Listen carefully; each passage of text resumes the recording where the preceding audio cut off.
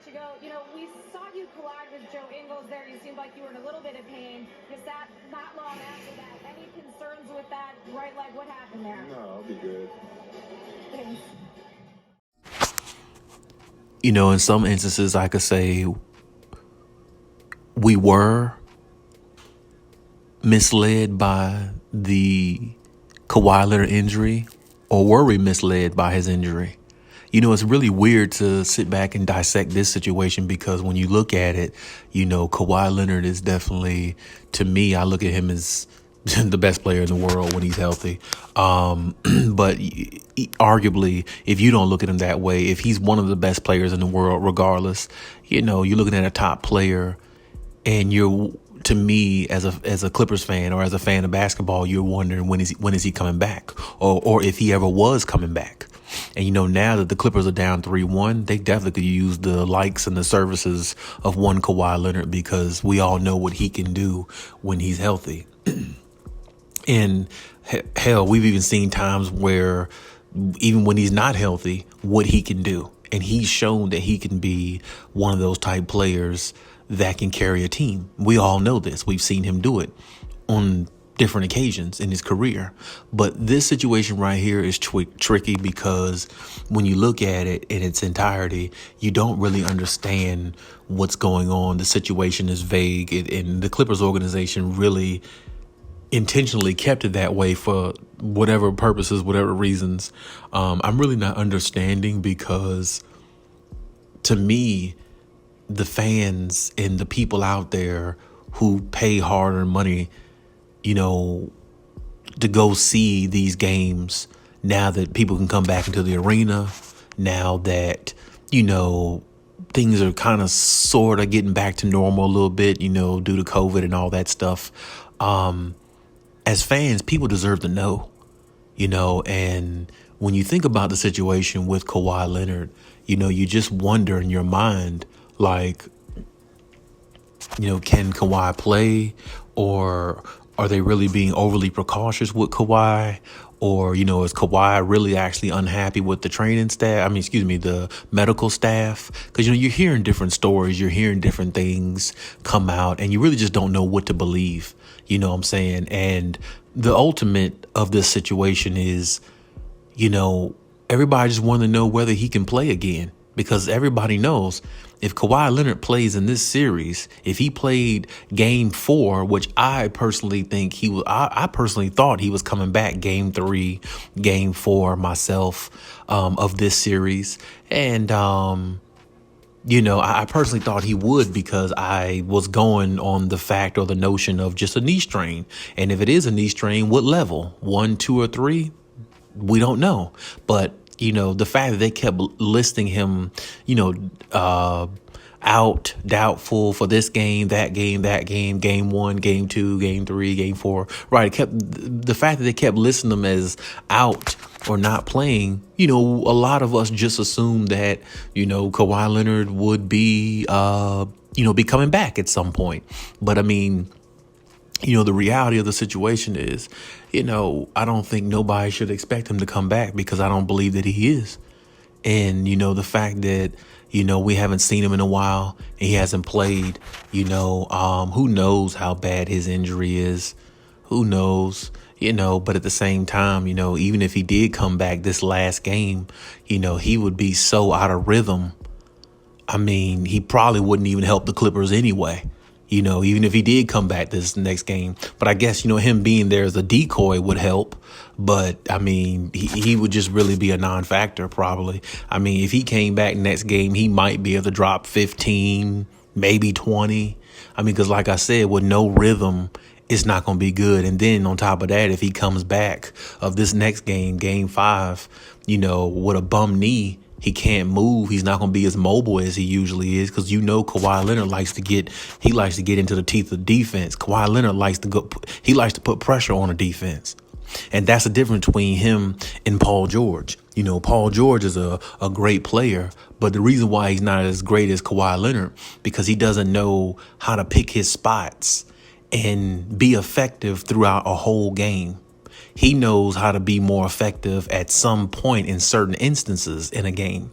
That's different between Paul George and Kawhi Leonard. Kawhi Leonard knows how to separate himself from, flaming out in the first half of a game and, kind of, neutralize the situation and combat everything that's going on in the game and keep himself, fresh down the stretch of a game, because he knows what it takes to win championships, because he's carried a team to a championship. He's led teams to championships. He's done all that. So Kawhi knows things that Paul George doesn't know.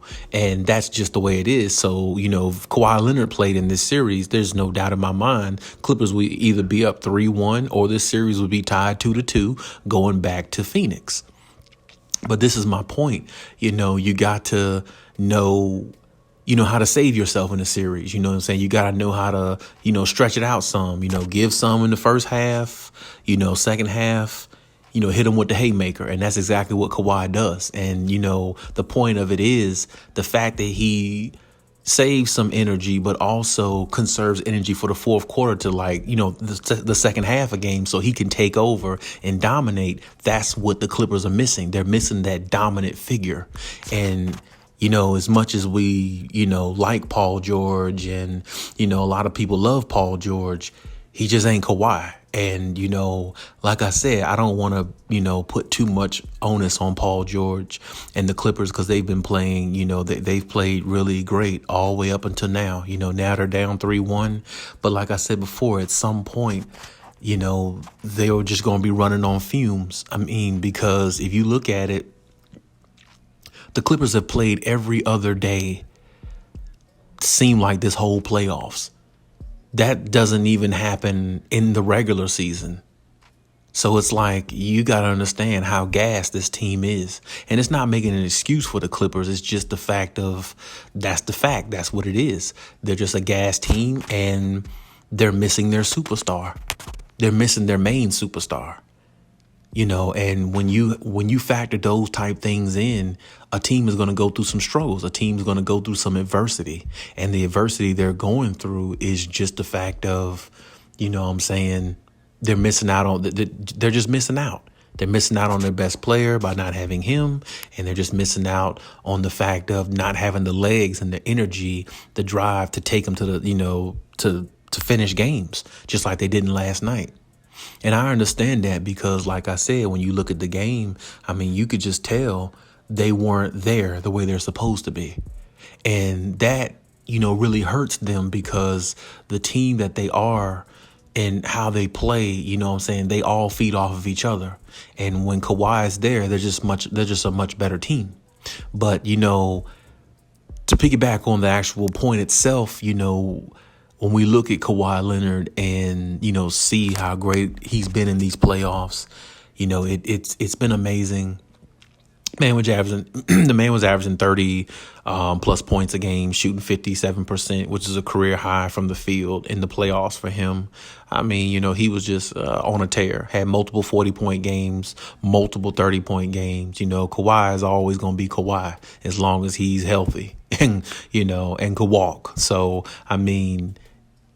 the Clippers really missed a big part of him. And like I said, even though they're down 3-1, the season isn't over yet. It's only over till it's over. But, at some point, like I said, it just comes down to having your superstar players. And the Suns got all theirs, and the Clippers don't have all theirs. It's only but so many times you can ask Terance Mann to play the role of Kawhi Leonard, and he shows up. He can't do that. He can't be Kawhi Leonard. He had a 39-point game. It was a big game, but it was a home game. And, that was one game that, he really, really put himself in position to be looked at, to be noticed, and, to get some notoriety on his side. And he helped the Clippers win that game 6. I definitely said that, in the video at the time when they beat Utah. He was the reason why they won that game 6. If it wasn't for Terance Mann, I'm not sure if they get out that series. Because game 7 would have been in Utah. And I'm just not sure if the Clippers would have went to Utah and beat them in a game 7 without Kawhi Leonard. I'm just not sure that would have happened. So Terance Mann came at the right time. But my point is, it's only but so long you can, do that. It's hard replacing the best player in the world. It's hard replacing him. And, to ask other players on the team to do more than what's expected of them is just not what they're used to, because they're used to having Kawhi around and PG around, and they just feed off the energy that those two give. And that's usually how the Clippers run. But, without Kawhi, it just makes it more difficult. And, I feel like, the Clippers organization might have misled us looking into the Kawhi situation, because it's never been a clear, analysis about it. It's always up in the air.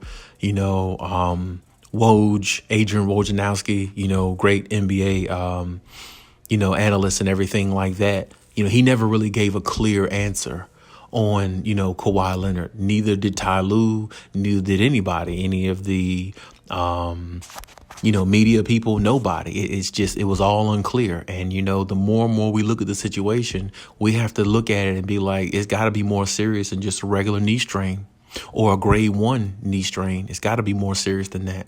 Now, hopefully it's not. Hopefully, everything is okay with Kawhi Leonard, but and hopefully he's not mad with the medical staff, because the last time we seen Kawhi mad with the medical staff, well, he left the situation, and that was in San Antonio. He left and demanded to be traded. Actually, at the time, I think he demanded to be traded to the Lakers back then. So we've seen Kawhi in medical staffs, and when he doesn't agree with them, we've seen what has happened and how he reacts. So hopefully, everything comes to fruition, with that. Because I hate to see, Kawhi leave or anything like that. But, hey, we'll see what the offseason brings. I don't want to speak too much in the offseason because, like I said, the Clippers are still in it. So mathematically, they're still in it. Of course, they're down 3-1, and that's it. So that's the only way we're going to leave that. We're not going to talk about the offseason too much, because that's actually writing them off. And I'm never going to write the Clippers off, because they've proved to me and a lot of people in the basketball world that they're legit.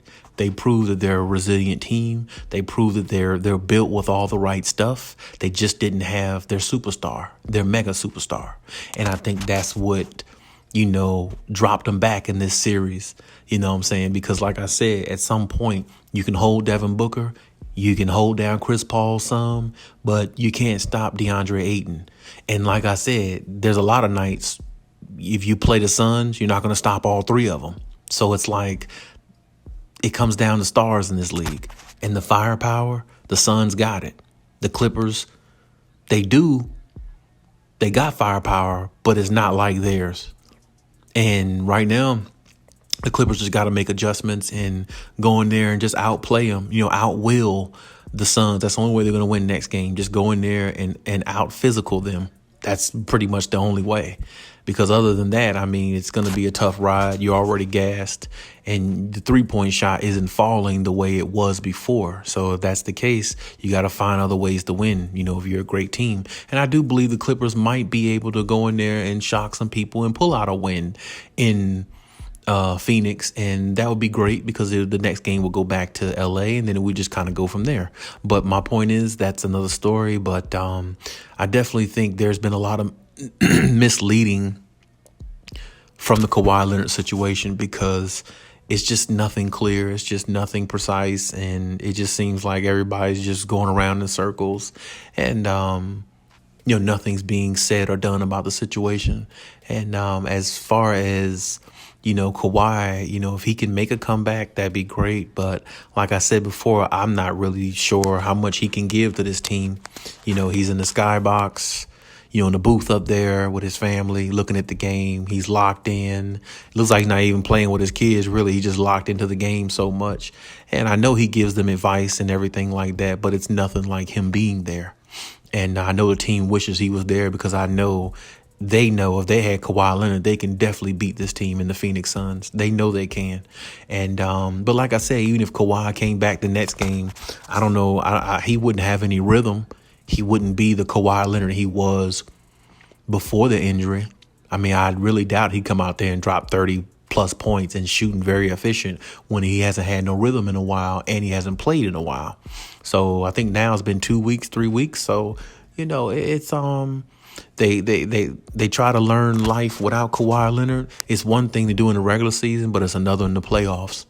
And I just want to know the real truth about the Kawhi Leonard situation. I don't know if the organization is going to come out and say, but if they do, it's probably going to be if or when or whenever. It'll be if the Clippers get knocked out in the playoffs. Then I think they'll probably end up telling the truth. But I mean, I guess it won't really matter too much then because, Kawhi could rest all he need to then because, I mean, it's just the off season. But like I said, it's been really disappointing of the fact of not having Kawhi Leonard there. It was just one of those things. It just happened that way. That's just the way the dice fell, and there's nothing the Clippers can do about it except try to, make up for it and play good in Game 5, and try to keep the series alive. Hoping that he can come back, sooner than later. That's pretty much the goal. So we'll see exactly, how it pans out and everything, but. The Kawhi Leonard situation was definitely a weird one and still is. And we'll just have to see, how that pans out or what really comes out of it. Because I definitely think there's things that's not being told. But, we'll see, and we'll see what the Clippers do Monday, tomorrow night's game. And we'll just kind of take it from there and see how it goes. But hey, that's my take on everything. Let me know what you think in the comment section, and we can engage and talk about it. And Cali out.